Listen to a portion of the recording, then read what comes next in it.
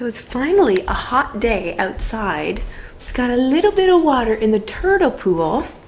Colton has woken up from his last nap and has eaten. His sister is splashing. Come on, buddy. You can pull my shirt off? Okay. In the turtle pool. And we're gonna go splash with her, aren't we, buddy? We're gonna go splash too? Yeah, let's go splash too. Get your hat on. Okay, let's go splash the pool. Well, the turtle pool.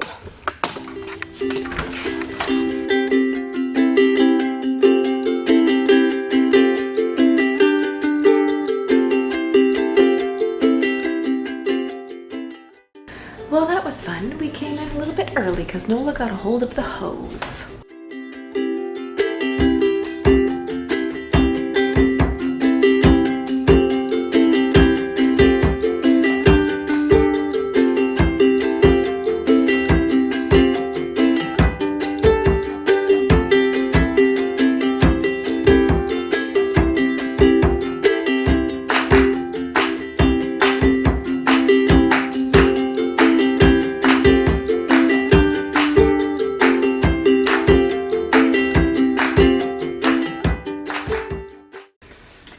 Okay, so we have finished up dinner, which was not regular at all tonight. Nola always sits at the table with us and has dinner, but we were playing outside all afternoon. She was starving like an hour before dinner was ready, so she had a puree pouch, and then she had a sandwich, and then she had an apple, and then she had a peanut butter ball, so this girl wasn't hungry come dinner time. We had a little play, and now this guy is getting ready for the bath. And this is where the real part of our routine begins. We keep his routine very simple so that he's not overstimulated. I mean, it's evening, he is tired, but we don't want to get him all revved up again. So we do bath, and then I nurse him in my room so that he still stays awake. I usually will click the TV on too to help keep him awake and alert so he can get a full feed. Hey, big guy. But I'm trying to switch his feeding to before the bath, which he just had half a feeding, so that's great because he has a hard time staying awake after the bath. And I always worry that he's not getting enough. Hey, this is the part he loves where he gets really excited. Who's gonna have a bath? Who's gonna have a bath? Huh? Is Colton gonna have a bath? Are you gonna have a bath? Are you gonna have a bath? Yeah, he's a happy boy. Okay, are you ready to get in the bath, big guy?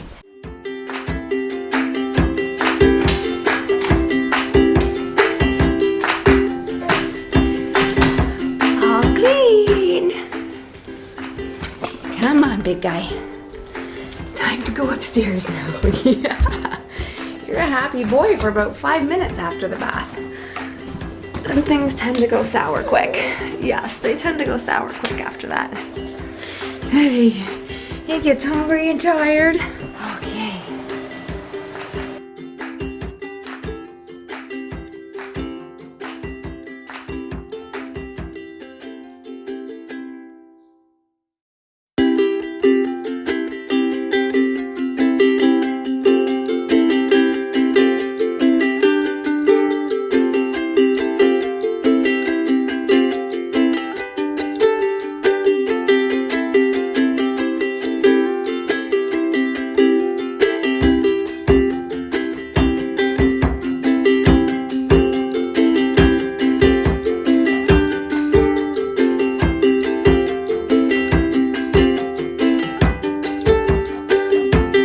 We're gonna go say goodnight to Daddy and to Nola.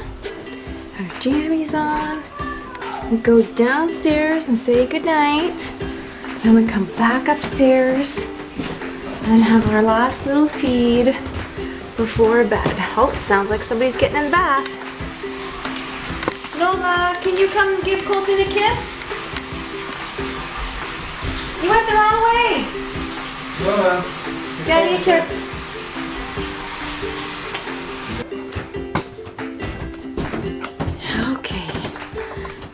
Up we go, my boy. Back up we go. Yes. Now we go into Mommy's room to have something to eat. so that we can keep him awake. It's a little brighter in here. Okay, baby. Now we go put his sleep sack on in his room. Okay, my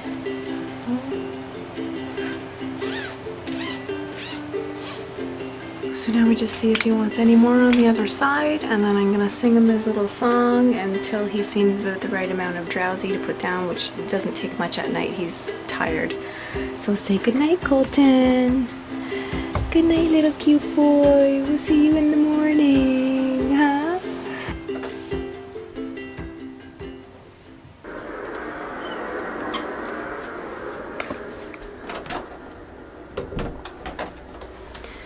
Okay, so he is down. Now we're gonna go downstairs and watch the monitor and see how long it takes him to fall asleep. It is 6:41 when we laid him down, which is, I don't know, it really depends on our day. We had a really, really good day for naps today. It was like the day that you want every day to be like. And so we'll see how bedtime goes here. Let's turn on our monitor. Now, a lot of nights now, he will go to bed and not even cry. Really, at bedtime, it's not bad at all. He goes to bed quite easily. So we'll get this set up here, and we will watch the monitor.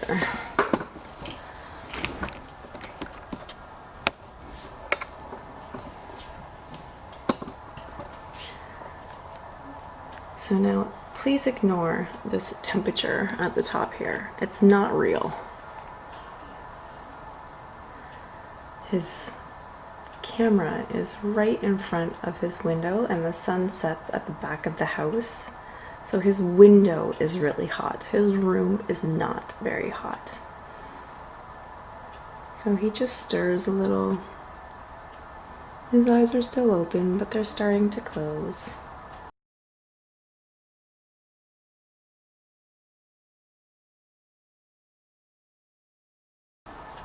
That shake of the head there, that's how he soothes himself. He doesn't do it too aggressively. My daughter used to do it way more aggressively than that, but he just rocks it back and forth the odd time here and there.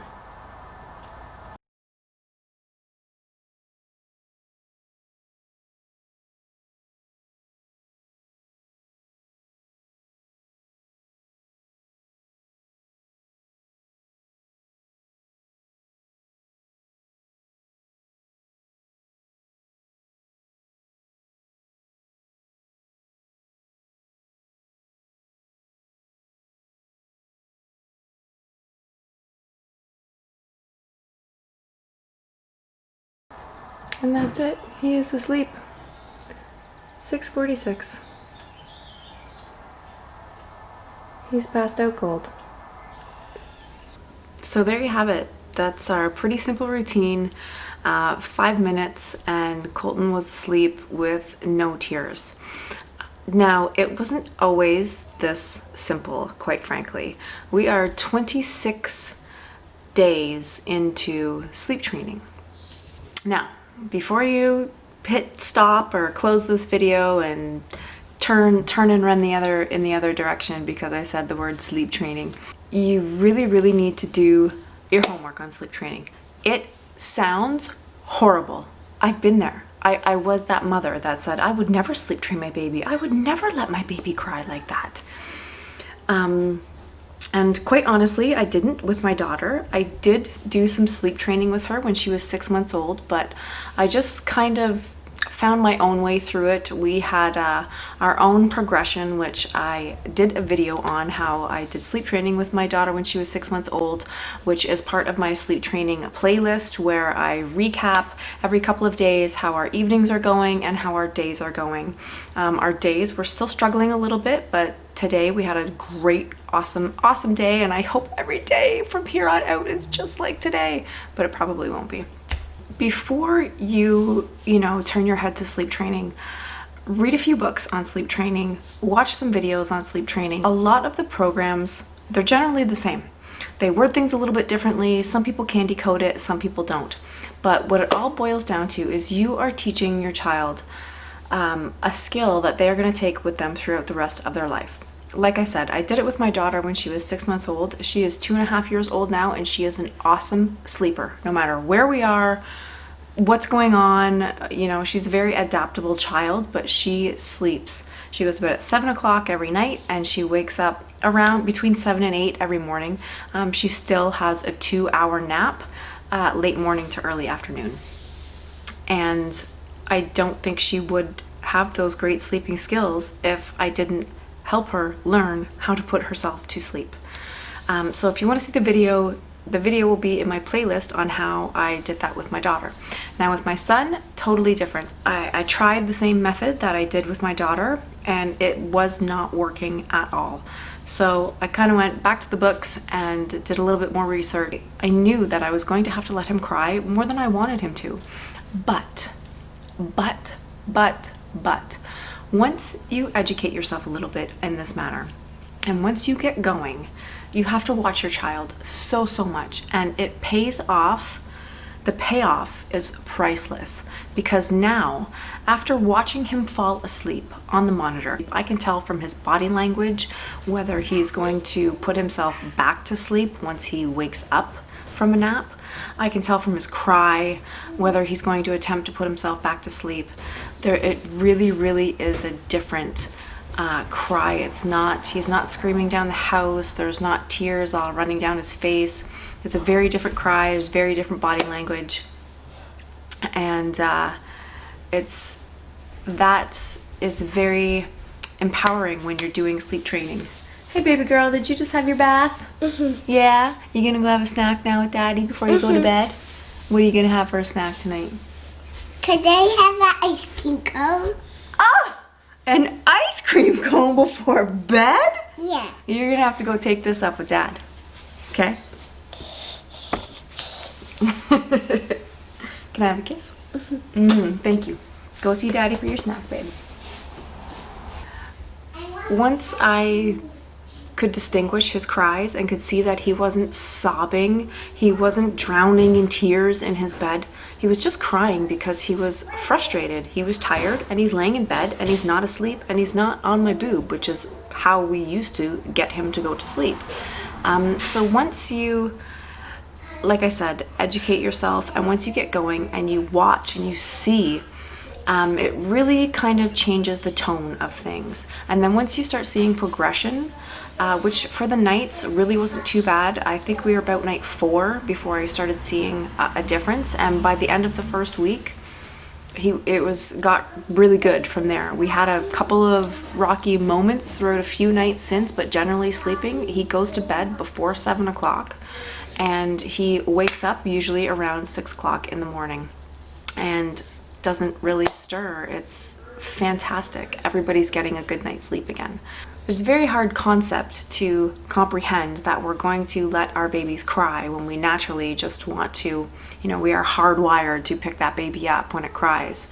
But you will go through, a week, maybe 2, maybe you might go through 2 days, you might go through 3 weeks of a struggle to get into the swing of things. It all is going to depend on your baby, how old your baby is, the method that you choose, and how consistent you are. Because you will see what works and what doesn't work just by watching and paying attention. When we first started out, we were doing a go in and comfort every 15 to 20 minutes, or just kind of when we felt that it was needed. And very quickly we saw that it wasn't comforting him at all. It was making him more frustrated. So you'll pick up on these things. You just have to watch. I truly do believe that the small amount of time you go through the sleep training aspect of it to get to a good night's sleep is way worth it 100 times over and over than struggling day in and day out, night after night, trying to get your kid to go to sleep, no matter what age they are. A parent goes up to bed with, whether it's the baby, the toddler, and I'm just going to lay down with them, and that's it. They pass out in there because they have to wait until their child is asleep before they can leave the room, or there's this big show and theatrics that they go through to, you know, get their child to sleep, or, you know, you're walking around the block for an hour until the baby falls asleep in the stroller, in the car, and it's terrible, the things that we do to try to get our kids to sleep. And if we just take the time to look and learn and listen and go through this process, then we all benefit from it in the end. And the benefits will just, you'll keep reaping these benefits, you know, onward and onward and onward. Like I said earlier, my daughter's 2.5 and she sleeps a solid 12 hours. The only time we ever had problems with her sleeping is when her incisors came in, threw us off for a week. She was up most of the night. But within a few days, we were right back on track. And I would do it again in a heartbeat if I ever had another child. So if you want to see how our sleep training is going, if you're thinking about doing sleep training, want a little bit more details about how the night goes, or how the nap training is going, because they really are a package deal. You have to do both at the same time if you're considering doing one. Then I will link below a playlist with all of the videos that we've done on that. If you found this video helpful, please give it a thumbs up and maybe consider subscribing. Thanks.